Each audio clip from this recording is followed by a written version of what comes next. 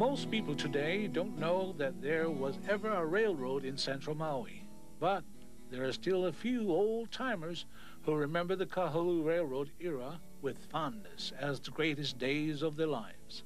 Even until today, there are physical reminders of the Kahului Railroad all the way from Wailuku to Kuiaha, and there are many people whose lives were touched by the railroad. The locomotive did so much work for Hawaii, especially Maui, and I felt sad. I was one of the few that felt very bad that the locomotive had gone out of existence. Spanning Maliko Gulch to Haiku was a big railroad bridge, and in the mid-late 60s, a steel company came to dismantle that bridge. I was very much sorry to see it go. I was sorry to see those trestles come down. That was the sad part, you know, going that, because when you talk to people nowadays about train, what train? You know, they don't know, but the old timers know, and I'm glad I was part of that particular time. I got sick. I got really upset. I missed the train. Even till today, I miss the trains. That's why when I have a movie at home about the railroad, I always watch that movie all the time.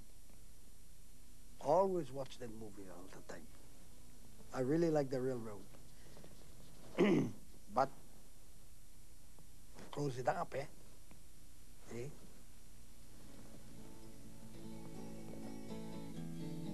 The Kahului Railroad has a fascinating, colorful history that begins as the first railroad in the Kingdom of Hawaii and ends as the last railroad in the state.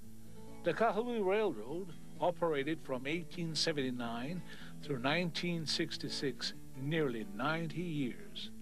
For much of Maui's history, the Kahului Railroad was the force that tied the community together and connected the people of central Maui.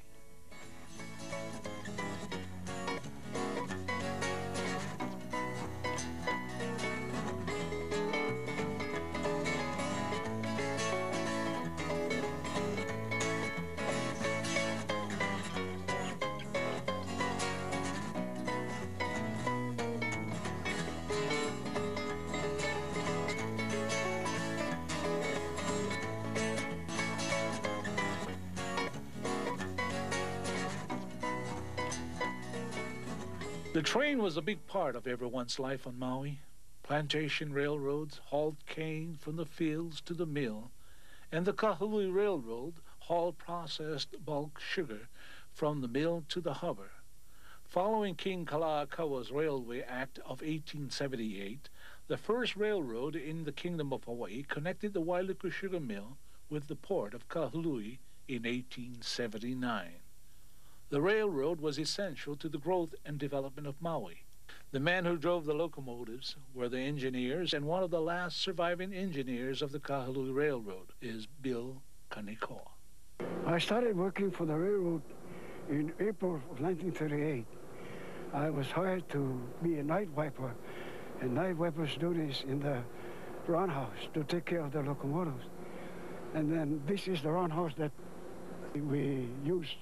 For the engineers and the men working on the trains, every workday started right here at the roundhouse. This is where the engines came after a long, hard workday. The turntable was in front to move the engines into the roundhouse at night and back onto the main track in the morning to begin a new workday. The work was hard and the days were long. There were many different jobs to do. Everyone worked together. But the highest achievement working for the railroad was to become an engineer. In 1958, I was finally elevated to become an engineer. And then from then on, I was so happy. I guess it's a dream of every young boy to become an engineer on a locomotive. So I finally realized my dream, and I became an engineer. Engineers were respected on the job and in the community. Major thing is that the people who run those trains, brakemen, engineers, firemen, they're good. We didn't have other people. They became the experts. My dad was John Camber was an engineer. He worked for the railroad for 40 years. How long he was an engineer, I don't know, but he probably was a brakeman or fireman prior to becoming an engineer. Father's name was Augustine Antone Gouver Sr. My father started to work for the railroad in 1913. He worked for the railroad for 45 years. May 1st he started as a fireman.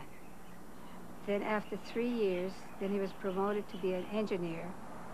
It was 1916 when he drove the train number 1. And then from there he went up to number 7, then number 8, and up to number 12. And then the diesels came in, and he drove diesel.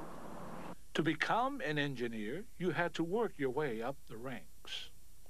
The brakeman that I know of was just waiting for a chance to become a fireman and then an engineer. The work of the fireman, you have to keep the steam up so that the engine would be able to pull a load. The fire has to be constant.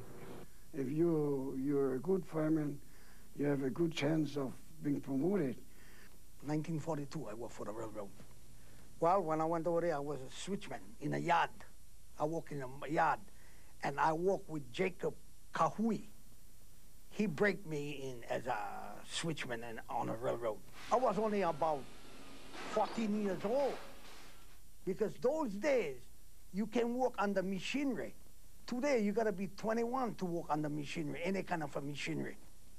But those days, no matter how old you are, you work. I work as a switchman on a train. I work number 12. But in the yard engine, I work on number 7 with Tommy Cummins. Then I had a chance to go on a freight train, the freight run. There was 2 trains that took the freight run, number 11 and number 12. Number 12 was Akuni Morris, and Stephen DuPont was a fireman.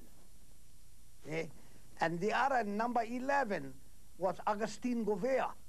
He was an engineer on the train. And his fireman was Sonny Garcia. Then I went in the Army. In 4.5 years, I came back. I had my same job, working on a freight train.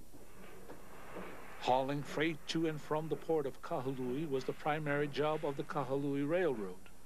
But it was also used as a means of transportation for most people in central Maui until 1936. Took the people to town for shopping and took students to school.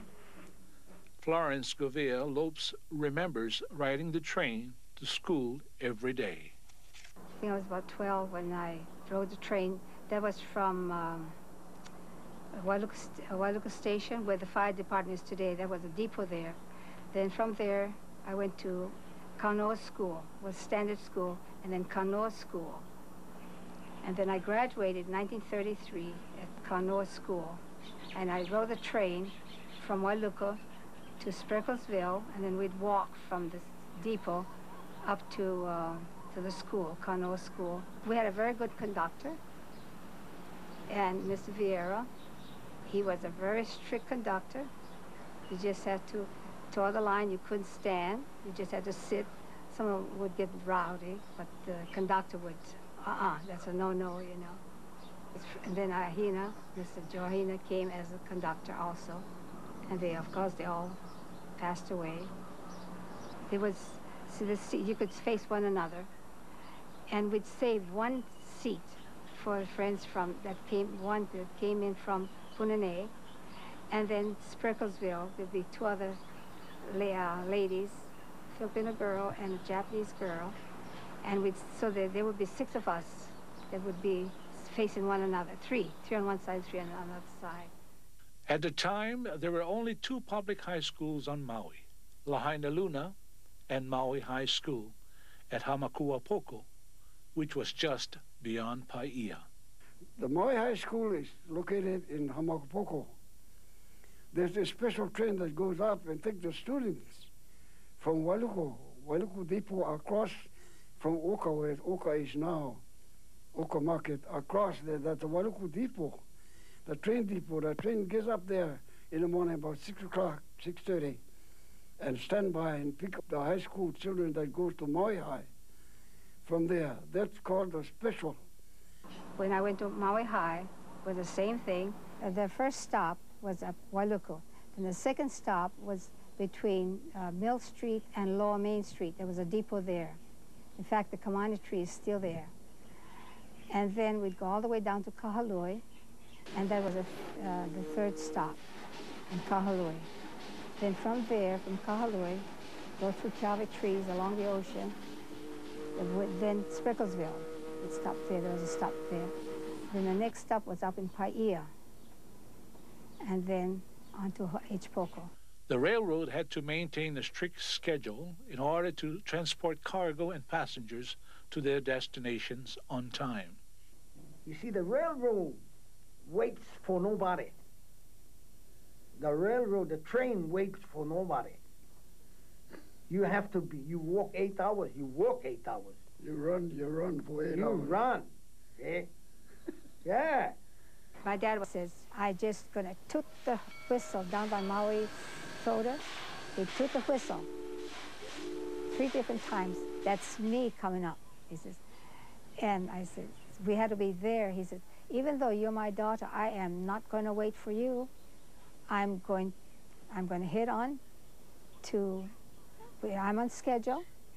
He says, I'm not gonna wait for you. We'd run, my Asana Otani and I would run to the Wailuku town to get down there before he'd round the corner by the, where the bridge is today, that overpass.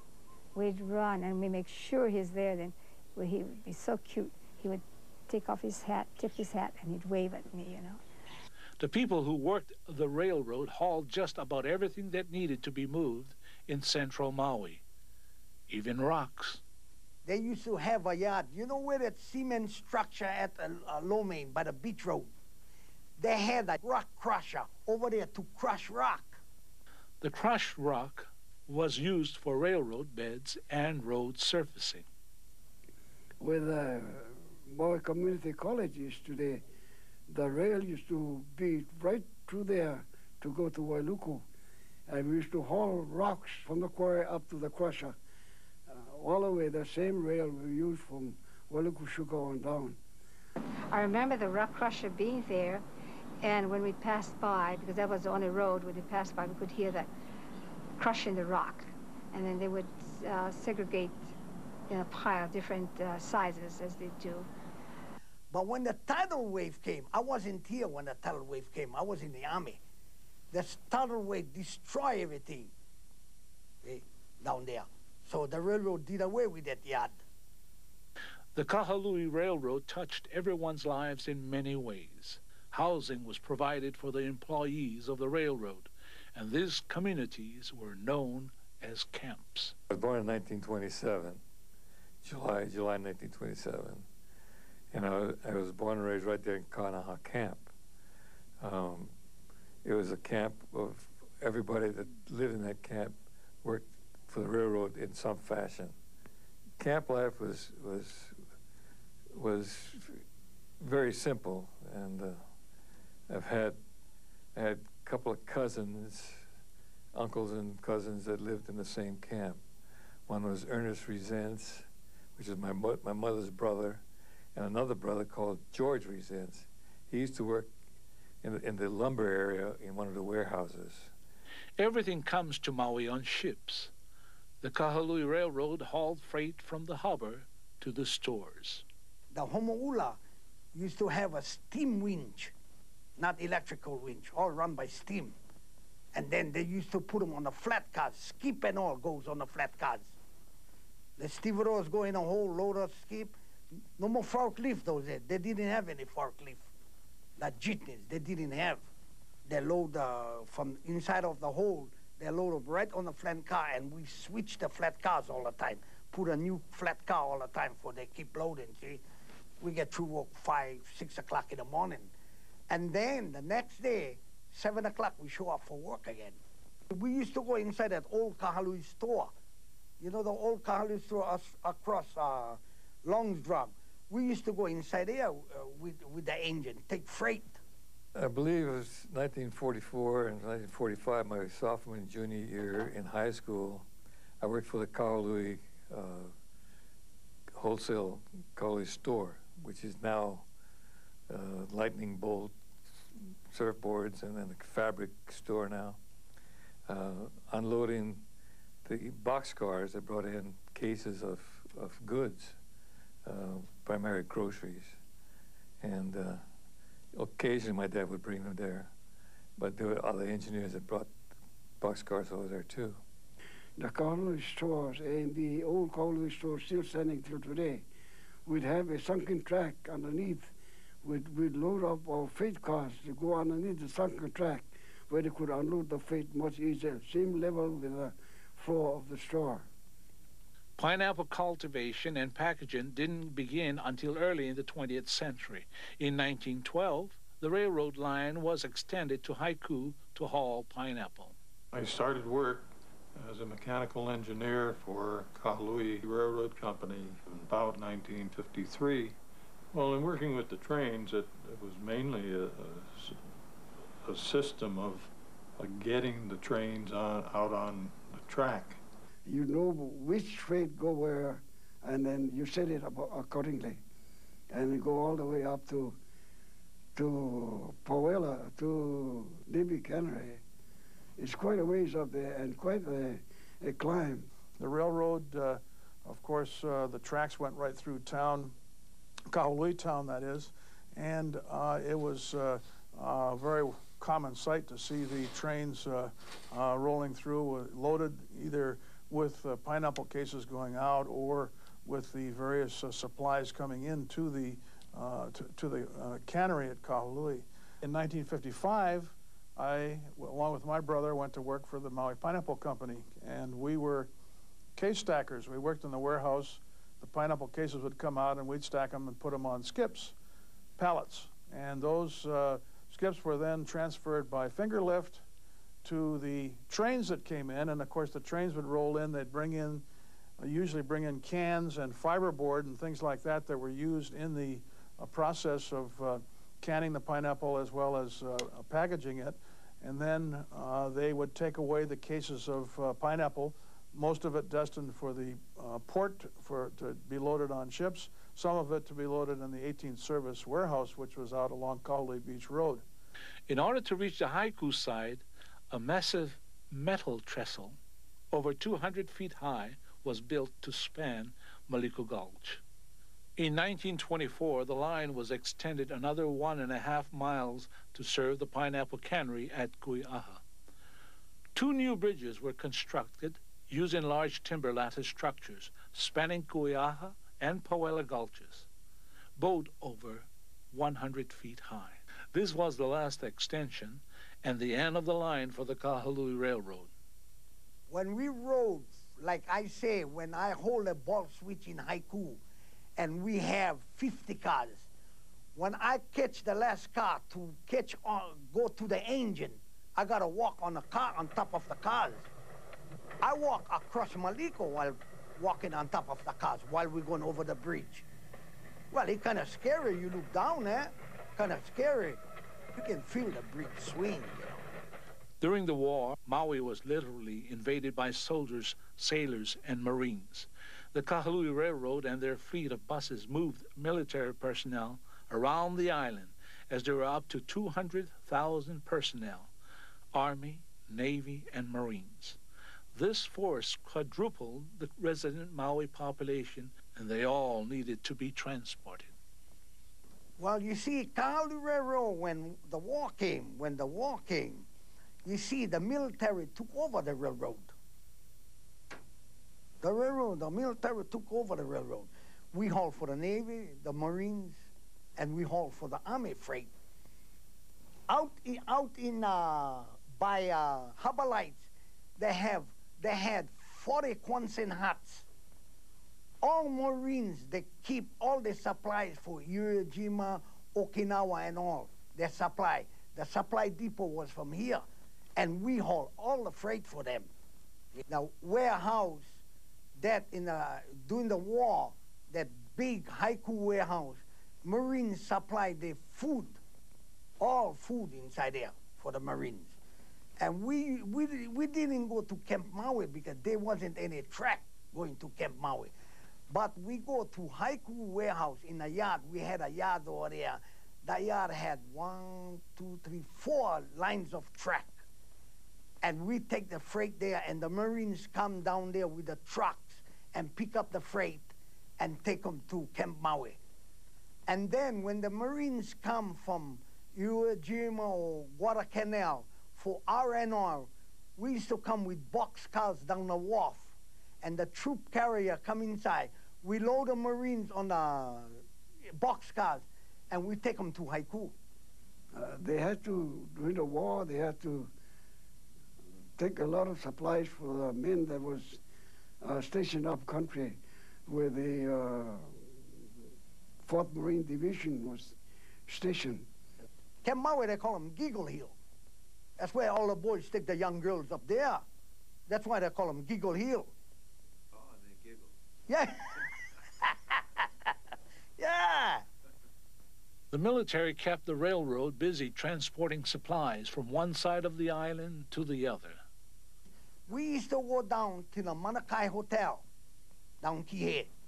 We used to haul the amphibious tanks for the Marines of Camp Maui. Our track used to go way down, you know, by, you know where Outrigger Canoe, you know where the Outrigger Canoe at? Our tracks used to go way down there. We used to haul the amphibious tanks and put it on flat cars and take it to Camp. We wouldn't go to Camp Maui. They go to Haiku, then from there on, they go on a road. We used to haul that. We used to haul all the gasoline. We used to haul all the ammunition for the air base in Punene. We used to haul 3 times a day aviation gas for the airport in Kihei. And then Kahului Airport, we used to haul 3 times a day too, aviation gas. And then we had a Marine Guard would go with us on a train. A Marine Guard would go with us on a train. Like today, as in every other time, kids will be kids. Kolohe is pidgin for rascal or troublemaker, and the railroad had more than their share of Kolohe kids. You used to see the other kids, you know, the older kids, you know, and they used to get a biggest kick after school. So I used to sit down with them, talk story, and they was talking about riding the train, you know, after school. The boys, about 5, 6 of us, used to wait just above the school, and on the upper side of the track, just at the crest of a small hill as the train crossed the road. And what they used to do was, they used to lay down, in guava season, we used to lay guava all of the tracks to slow the train down, you know, because when they get a steep hill, when they're pulling, and the old train, you know, they caught number 12, it was the coal train, that bugger had a hard time rounding the bend going up. When he hit the guava, the bugger slide. So in slide, we stay back waiting for the empty cars below, and as soon as the thing starts sliding, the train slowed down, we jump on top. The thing that was hazardous for us was the youngsters, the young kids would get, after school, would put grease on the tracks. Well, bro, it was hard time for hanging on to that train, you know. So we used to use sometimes grease. As we leave Paia, it's all upgrade. And the grade that goes up after we leave Maliko Beach is much more steep, going up to Haiku. There's a grade, oh, pretty steep, and you'll have to use a lot of sand. If the youngsters had put grease on the rail, it makes it more worse. You'll just be sliding over there and stop for a while with all the load. If you could keep the kids off, that's about the best you could do. You could tell the cops, and they can't be there all the time. I wasn't the only one, you know. Had plenty more, and the Paia boys, they had Paia boys, they had the H-Poko boys that I hear stories about them before they get to Haiku or Pauela, they gotta pass Paia. So you get the Paia boys, and then you get the H-Poko boys. H-Poko was Maui, the old Maui High, big community over there. So they had other Kahulis over there too. Bad. Kids, Haiku, you know what they used to do? Put sticks on the track, and they used to put grease on the track so the train won't make the load. Yeah? They put grease, they put sticks, any kind they put on the track. I was thinking the day if Mickey would ever get a hold of me, man, I don't know what he would do, but that guy used to scream, he used to run, he used to, if you don't stick, he would throw them at us, but we just run, we just jump off the train and jump in the bushes. But the next day he would be looking for us again. As soon as he see us, he would scream. Yeah, when I caught them, I tell, hey, brother, I'm gonna tell you mother, you know. And you mother, those days, the parents take care of the children, see? So I tell him, hey, brother, I'm gonna tell you mother, you know. You mother gonna fix you up. And be able to tell other kids, hey, we did it today again. Oh, bro, you gotta come try tomorrow?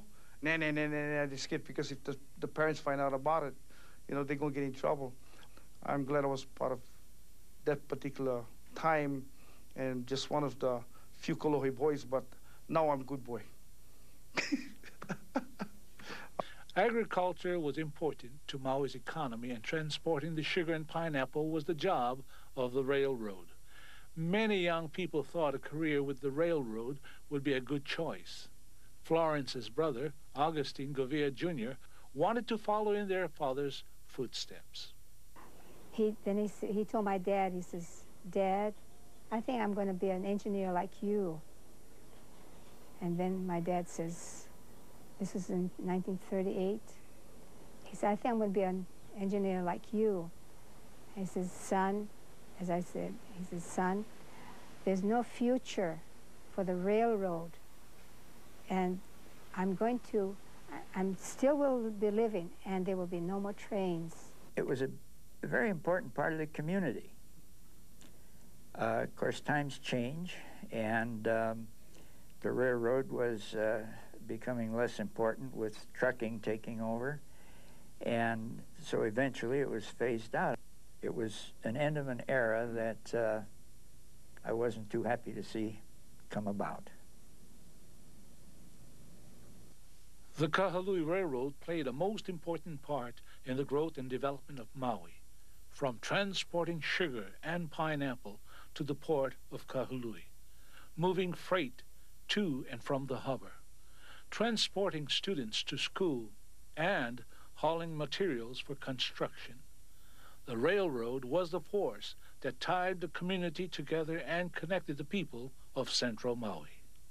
Then there was a family live right by the track. Eh? I used to give sometimes 2-3 cans of juice. I asked the people in a can, hey, you know, can give me some extra juice. They used to give me a couple of cans of juice, but I give the little kids. Now the little kids, they're in the forest, see? They tell, hey, brakeman. Plenty guys, they call me brakeman from Haiku. Before, you used to give us juice every time. No more juice. I tell them, now if I give you juice, I gotta go buy.